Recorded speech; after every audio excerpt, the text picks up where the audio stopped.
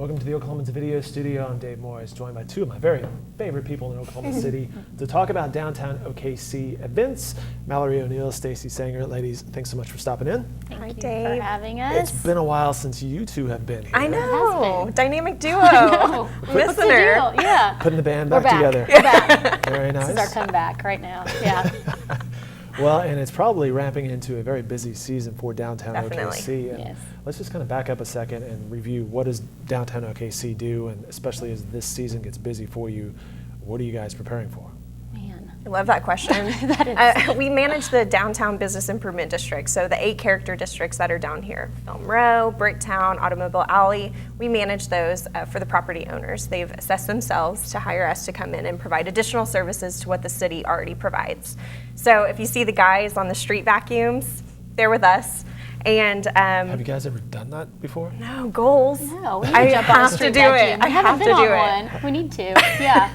I would totally run into a car or a mailbox or something, right? Well, we do. We have segues with our Downtown Guides program that we manage as well, which are hospitality guides that hop around through all the different districts. And I had a close encounter with hitting an ATM on the Segway, so I think maybe after the bad Segway experience, I don't need to get on a street cleaner. There is so. footage of this, right? Yes. I just picture like money just flying everywhere. I didn't hit it, but it was close. I had to like jump off, and it was For someone, bad. it was the best day ever. Right? Absolutely. Yes. Yeah. But They're like pinatas, right? Yeah. You just hit them really a hard brick with a pinata. Segway. Exactly. Yes. That's exactly what it is. But yeah, we do a little bit of everything when, like what Staci was saying, when it comes to street cleaning and all sorts of stuff like that, all the way up to marketing and events and managing websites and managing board of directors for each of these districts. So And our job kind of grows every year. So when Project 80 phases are complete, we take over that maintenance. So if you see a water bed or a flower bed that's turned into a water bed, you can call us and we'll come look at the irrigation and check it out and see how to keep those trees alive. What are some of the common questions you get? Because when you walked in today, Kelly out front was like, hey ladies, I was hoping you guys would be here today because I have a question. Yes. So what are common questions you guys are faced with? we get a little bit of everything. It is a lot. I feel like a lot of times we are the middleman in a lot of situations, so we connect people. Like And it seemed like that in that scenario. She was like, hey, we need a kid's Christmas party. I know you guys are well connected, Yes. literally, in downtown Oklahoma City. What if X, Y, and Z, can you hook me up with contacts? Exactly. So it's a lot of that. If it's event driven or if it's working with property owners in certain districts and connecting them with who they need to work with in the city, for an example, or with some other property owner, connecting two different ones. So we do a lot of that in different scenarios in different ways. I feel like we're kind of the middleman in Yeah. a lot of situations. A lot of advocacy too, so we get a ton of questions about the streetcar or road closures with the quiet zone, because we can typically provide some sort of update from the city that's been Speaking given of to such, us. any update on the quiet zone? It's happening. Yes. 10th Street just finished. 10th Looking really great in 10th Auto Street Alley. happened really Yeah. fast. Really did. fast. It's such a busy street that I think they kind of double timed that one. But 9th Street's completed, so they're just kind of working down the road all the way down to 4th or 5th. And then as soon as that's done, it's time. Oh, as a guy who lives down here, it can't happen fast enough. You're ready for Looking it. forward to Yes. it. Yeah. So how did the Midtown, just to segue out of things developing, how did this develop into the big bacon event that it is that we're going to talk about next? How did this happen 5 or 6 years ago? 5 or 6 years ago, I know bacon was so trendy then. It was like bacon mustaches and bacon t-shirts, and I guess there's still a little bit of Ron that Swanson around. was in his prime with Parks and Recs. I mean, it was all about the bacon. Yeah. Yes. So it started as 6 Degrees of Bacon, Kevin Bacon. But really it's grown and it's changed and it's kind of become the staple event for that district. I feel like it's really representative of the character of the district. It's like lighthearted and fun. It's that exact audience and crowd. It frequents that area all the time, lives there. So it's changed a little bit this year, and we've added Brussels sprouts because I'm a vegetarian and we have 2 other vegetarians on staff and we were demanding it. Brussels sprouts Looking out for is, those vegetarians. Brussels sprouts is a bit of a reach though, because not everybody likes Brussels sprouts. They're kind of the new trendy food though. I grew up hating Brussels sprouts. It's bitter. No. Now I love them. Oh, good, They're good, fantastic. good. And they would probably pair very nicely with bacon. Definitely, Yeah, it's a great definitely combo. will. Great combo. Yeah, and it's a fundraiser for Midtown, so it's really an important event. Like it's been really successful, and it's really great because it contributes to great things that are happening in the district. So bacon in Brussels next Thursday, October 13th, I believe, possibly, if I do the math right there. That's right. From 7 to 9 p.m., right? Yep, That's exactly And right. what can peeps expect? Can they still get tickets? Can definitely still get tickets from downtownkc.com. And there are 19 different restaurants this year, some new ones. Marietta's is participating, and that's really exciting to see them at a community event. And then there is complimentary beer with your tickets. We can't say free because you're paying for the tickets. Sure. But and then there's a cash bar available and a DJ, and the Dancing Pigs are making their comeback. So They're amazing. SNL booth. It's always a great time. It's fun. Do we know who the Dancing Pigs are? Top secret. Top secret. Yeah, oh yeah, we can't tell. You might be looking at them. I tried to get this top secret information out of Riley and Danielle before, but Last no, time they wouldn't give Nope. it to you. They- Nope. So our lips are sealed. You understand that as a journalist.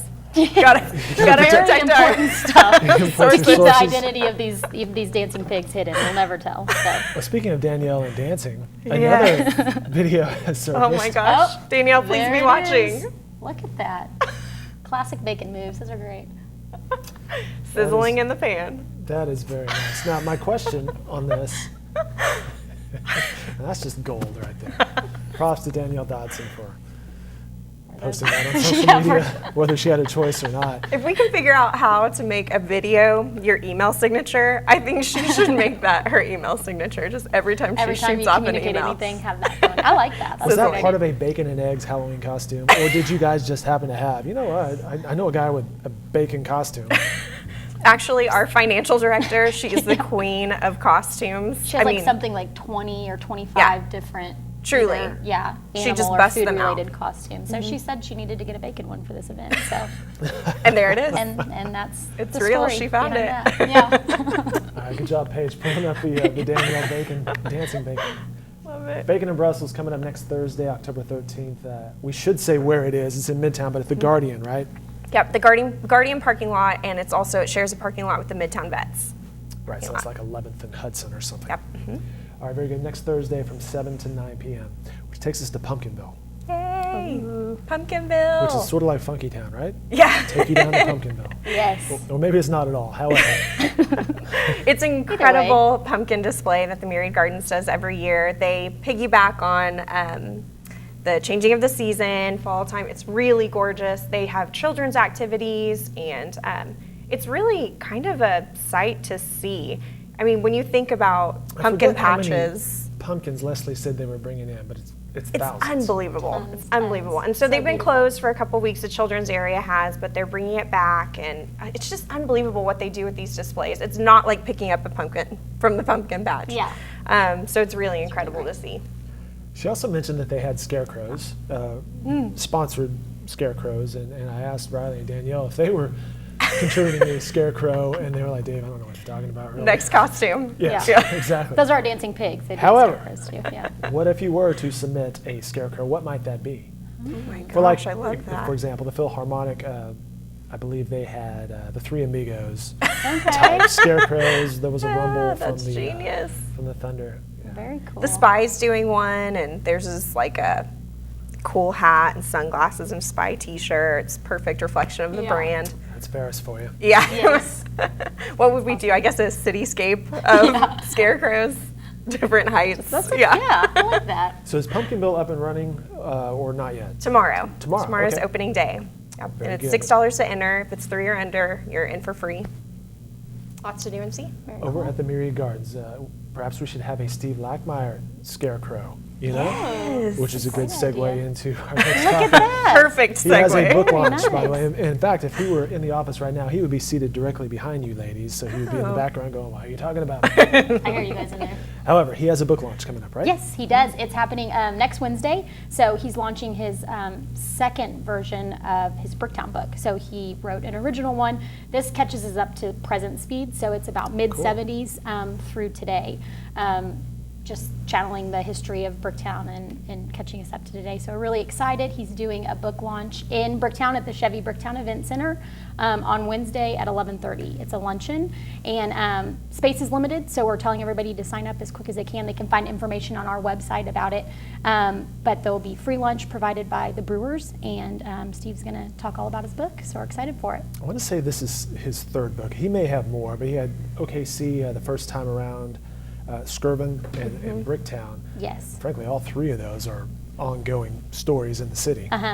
So I think there's always a possibility he'll keep continuing with each one of them. So we're really excited that he is doing that with his Bricktown one and catching us up through all of the history of maps and to see all the development that's happened in Bricktown the last 10 years and then looking into the future as well. So. Well, and Bricktown's kind of the area you oversee for Downtown OKC. There's still a lot going on down there. Oh my gosh, yes. So I feel like since the late 90s with the maps development with the canal and the ballpark, we're seeing as much development as we've seen in Bricktown since then. Just Sheridan is completely changed with the Steel Yard. There's 3 hotels under construction there right now. A lot of changes with parking and adding parking garages and retail space. So it's a really, really exciting time for Bricktown right now. And you'll be hosting a Halloween party. Brick Yes, Brick or Treat's back. Yeah, it's our 3rd annual Brick or Treat this year on October 25th from 4 to 7. It's a open house trick-or-treating event. So we usually have about 50 businesses in Bricktown participate. We ask everybody to come to the Third Base Plaza at the ballpark to begin, and they get a map. They can paint a pumpkin with Pinot's palette. There's all the mascots are there. And then from there, they just scatter and go trick-or-treat throughout Bricktown. So we had about 10,000 people show up last year. So awesome. we're excited to see what this year brings. Will there be pig costume perhaps participating in this, or a bacon? Why we don't have the pigs out? If I we don't could know. recruit We need them to. for Yeah, this, we need to we'll- bring them for We'll throw a line out. yeah, see what we get. See if they bite. Yeah. Or will you ladies be out there brick or treating? For sure. Oh, we'll be there. In costume. Yes. Costume, very Yeah. nice. All right, our final thing to talk about, the Midtown Walkabout is coming up again. This is actually one of my favorite events because it feels so organic. It came directly from the merchants in Midtown, and they came to us and they said, we want to do an open house. We want people to know who we are, what we're about. When you think of the Black Scintilla, we want you to think about Rachel. When you think about Chirps and Cheers, we want you to think about Susan. So really connecting the business owners with their businesses, which is so special in this city. I mean, it really is truly unique to Oklahoma City that when you walk in a place, you know who's going to be there, who's going to greet you. So There's going to be a large dog at Church yeah, and Cheers. exactly. And it's a friendly large dog. Yes. Yeah, but if you're allergic, just avoid. And so they got together and said, this is our idea, and we loved it, and just are trying to support it as much as we can. And in fact, it was so successful in April when they did it for the first time. That was the inaugural event. We were just planning on doing it once a year. That not only the public, but the merchants too came back to us and said, we have to have more than one a year. It was wanna do it in just the fall too too. fun. Yeah. Yeah, we loved it. So Well, Midtown's grown a bring it little bit back. since then as well. Hank's Coffee and Yeah, Wine yes, has coffee. opened up, I believe. And their patio just towards that opened. area Yeah. has grown. Yeah, definitely. There's a couple of new retailers in there, Mode, Yeah, Fit Circle. It is definitely, It's there's really a lot great. of growth and development happening in Midtown right now. So it's a great event. You're right. It's just really fun and casual and great to pop into all the stores and places. Casual, in that's the Midtown. perfect word for Yeah. it. It's very relaxed. All right, all the events and places that they have mentioned can be found nicely on downtownkc.com. They also have an email list, and I mentioned this a couple weeks ago. You guys do a great job with that email list. Thank It's you. very informative and kind of keeps you up to date, up to speed of what's going on. Great. Cool. Yeah. Mallory and Staci from Downtown OKC, thanks as always for stopping in. Appreciate it. Thank you. Appreciate it.